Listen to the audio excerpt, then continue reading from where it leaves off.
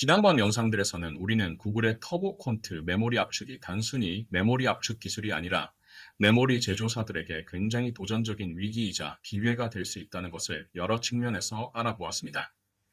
AI 시장이 추론으로 확실하게 옮겨온 현재 상황에서 메모리 메이커들 입장에서는 메모리 압축, 전처리 알고리즘의 하드웨어 구현, 인베딩 복잡도 강화, 로직 다이 기능 강화 등의 수요가 다변화되는 상황을 예의주시해야 합니다. 이는 메모리 메이커들에게는 새로운 시장이 창출되는 기회이자 메모리 산업의 변화가 질적으로 달라지는 위기의 시점으로 다가올 것이기도 하기 때문입니다. 현실적으로 메모리 메이커들이 당장 취할 수 있는 전략은 AI 추론 시장이 훨씬 커질 것임에 대비하여 특히 메모리 병목의 문제를 가장 크게 겪는 디코드 연산의 병목 완화 솔루션을 메모리 제조 쪽으로 최대한 가져오는 것입니다. 그래서 프리피리엘은 GPU가 디코드는 PIM이나 CXL 등이 담당하면서 GPU와 공존하는 전략을 취하는 것입니다. 하이닉스가 2026년 GTC에서 선보인 전략은 바로 이러한 분산된 추론 전략으로 볼 수 있습니다.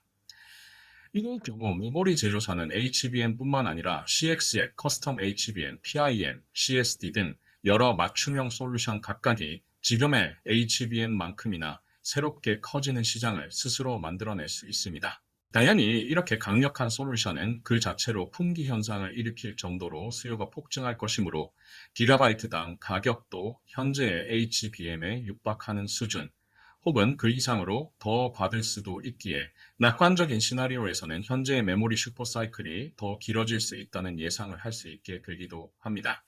그렇지만 항상 시장이 무조건 낙관적으로만 흘러가지는 않을 것입니다. 엔비디아가 이러한 전략에 협력을 할 것이라는 보장도 없고 구글, 메타, 아마존, 마이크로소프트 같은 하이퍼스케일러들이 이러한 메모리 업체들의 전략을 좋아할 것이라고 단정하기도 어렵죠.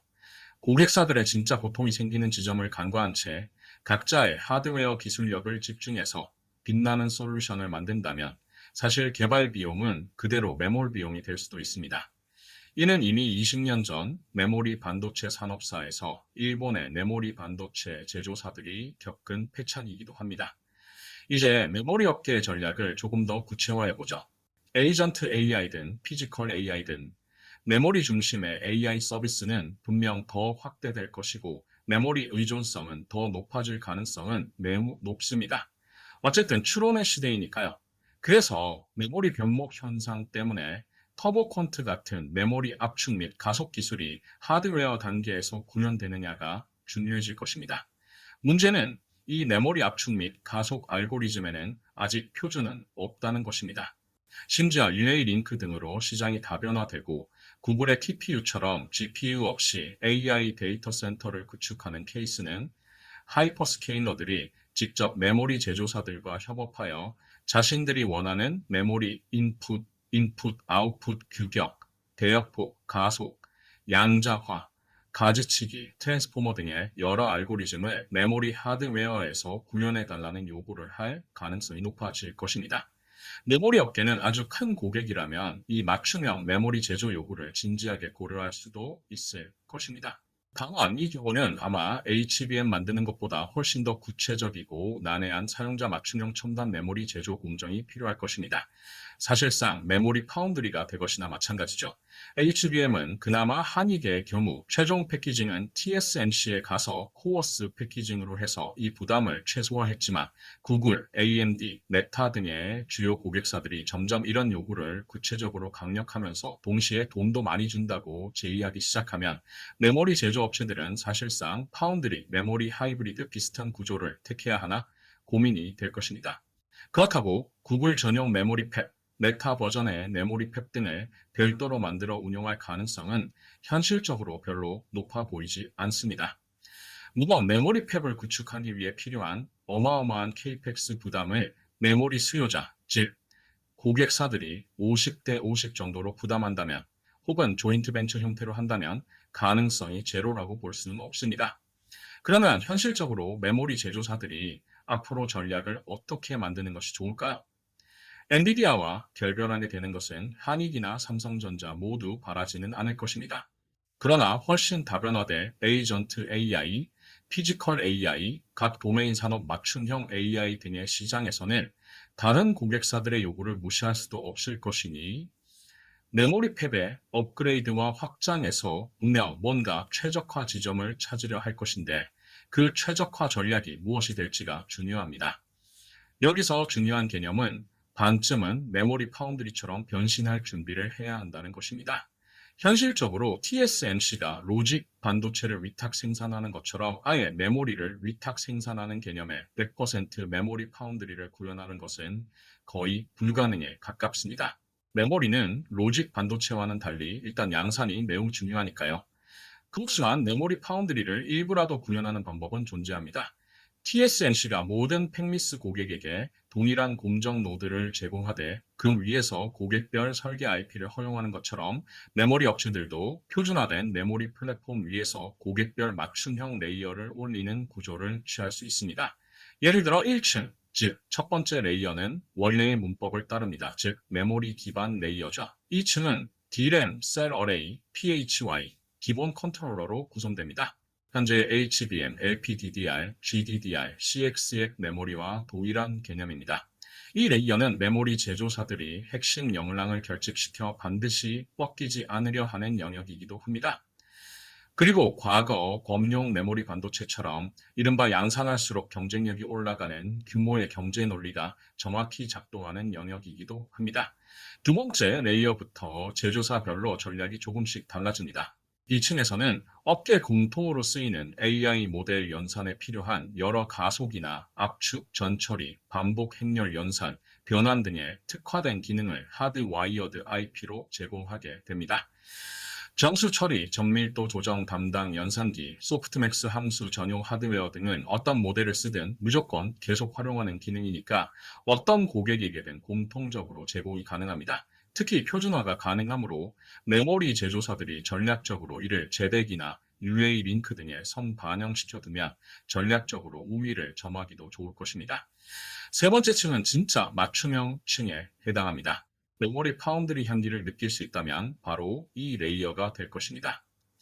이 층은 고객사가 설계한 모델과 산술 연산 강도, 리치 포인트 등을 고려하여 최대한 메모리 병목을 줄여줄 수 있는 솔루션이 결집해야 하는 층입니다. 그래서 기존의 메모리 컨트롤러 등으로는 감당이 어려울 것이고 아예 FPGA 또는 재프로그래밍 가능한 로직 블록을 아예 베이스 다이에 탑재해야 합니다. 아마 구글은 자사의 터보컨트 전용 디코더를, 메카는 자체 가지치기 알고리즘을, AMD는 역압축을 프로그래밍할 수 있는 FPGA가 가능한 베이스 다이를 요구할 가능성이 높습니다. 겉으로 보기에는 같은 물리적 칩처럼 보이겠지만 펌웨어나 비트 스트림 등으로 고객사의 요구에 정확히 대응하고 칩 내 로직을 고객 맞춤형으로 설계하는 개념이 2층에서 구현될 수 있습니다. 이렇게 하면 팩을 각 고객사별로 맞춤형으로 만들지 않더라도 베이스 다이의 가장 최전선, 즉 코어에 직결되는 표층 부분을 커스터마이징해서 고객사들의 고유 IP와 설계 요구에 대응할 수 있습니다. 이러한 전략에 대해 아마 메모리 제조사 중에서도 가장 유리한 고지를 취할 가능성이 높은 회사는 삼성전자라 생각합니다. 삼성전자는 반도체 제조사 중에서도 파운드리, 메모리, 그리고 패키징까지 모두 할 수 있는 자체 수직 통합형 모델을 가지고 있는 유일한 회사이기 때문입니다. 삼성전자는 위에 3개 층으로 분산되는 전략에 대해 일단 자체 파운드리로 베이스 다이를 이 나노 공정까지 활용하여 더 정밀하게 만들 수 있을 것이고 특히 그래서 두 번째 및 세 번째 레이어의 로직을 최적화할 수 있을 것입니다. 또한 자사의 I큐브, X큐브 같은 패키징 공정을 이용하여 메모리 로직 2종 통합 패키징도 구현할 수 있을 것입니다. 이렇게 하면 HBM과 DRAM을 3차원으로 한꺼번에 스태킹하는 방식도 가능해지죠. 또한 이미 관계를 맺은 고객사 중 AI 모델의 하드웨어 인베딩에 관심이 있는 구글, AMD, 테슬라 같은 회사들과는 기존의 파운드리 위탁 관계를 활용하여 그들의 맞춤형 AI 칩 설계에 최적화된 맞춤형 메모리까지 보다 더 손쉽게 제안할 수 있을 것입니다. 여기에 더해 아직 참여가 확정되지는 않았지만 참여할 것으로 보이는 UA-링크 연합에서도 연합 내 유일한 메모리 공급자로서의 포지션을 선점할 수 있다는 것 역시 삼성전자가 취할 수 있는 이점입니다. 삼성전자 입장에서는 고객사의 수요와 기술 요구가 다양화되는 시장으로의 변화 시점은 어찌 보면 삼성전자가 그동안 쌓았던 여러 솔루션을 통합할 수 있는 최적의 기회가 될지도 모릅니다. 하이닉스는 이에 반해 파운드리와 패키징을 수직 통합할 수 있는 여력이 많지 않습니다. 우선 3나노 공정급으로 베이스 다이를 자체 제작할 수 있는 여력이 거의 없으며 TSMC에서 HBM 패키징하는 것에서도 볼 수 있듯 첨단 패키징에서도 외부 의존도가 높아지고 있죠. 그렇다면 하이닉스는 삼성전자와는 다른 전략을 취할 필요가 있을 것입니다. 일단 삼성전자에 비해 여전히 한익은 엔비디아의 제1 벤더라는 포지션 이점이 있으므로 이를 계속 이어가는 전략이 중요합니다.